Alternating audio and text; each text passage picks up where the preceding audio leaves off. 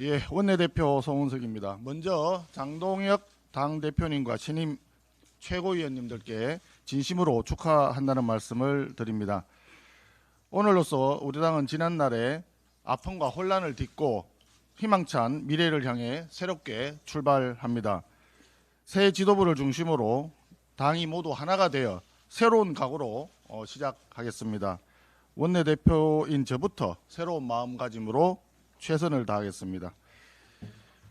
한미 정상회담 결과에 대해서 차분하게 따져볼 필요가 있습니다. 지난달 말 관세 협상 타결 결과 우리나라는 대미 투자 3,500억 달러, 에너지 구매 1,000억 달러, 합쳐서 4,500억 달러의 부담을 합의를 한 바 있습니다.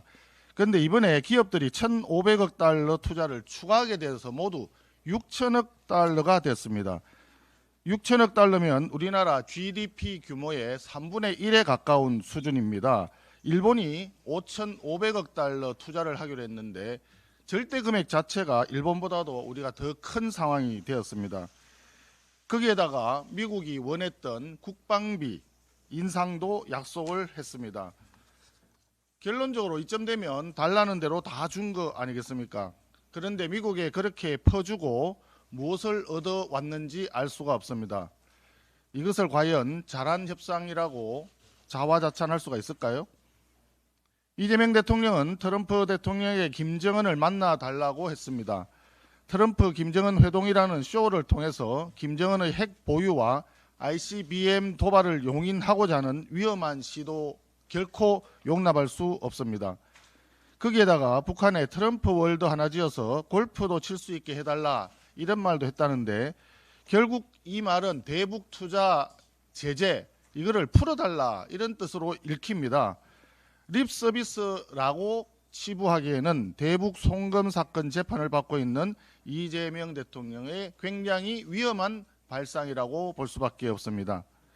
김정은은 핵과 ICBM을 포기하지 않고 북한 주민들의 인권을 유린하는 국제사회의 트러블 메이커입니다. 이재명 대통령이 김정은의 페이스메이커가 되지 않기를 바랍니다. 이 밖에도 3,500억 달러 규모의 투자 패키지 구상이 어떻게 세부 내용이 짜여지는지 알려진 바가 없습니다.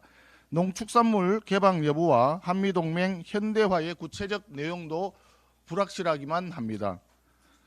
양국 간의 중요하고 민감한 쟁점들이 여전히 불확정 상태에 있다는 것은 우리 농민과 국민들에게 불척의 피해를 줄 수도 있다는 것으로 보입니다. 그렇기 때문에 지금 한미회담이 성공이라고 자화자찬할 때가 아닙니다.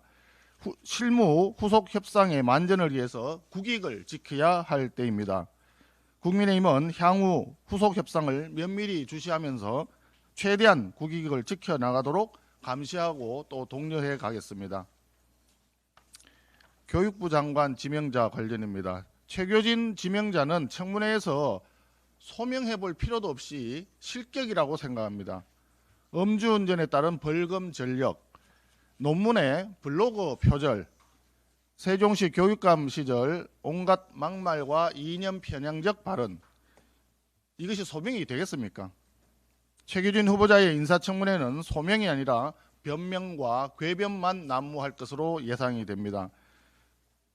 그런 가운데 우리 당의 김민전 의원이 최교진 후보자의 음주운전 당시 혈중 알코올 농도를 묻는 자료 요청을 했는데 경찰이 개인 사생활 침해를 이유로 들어서 거부했다고 합니다.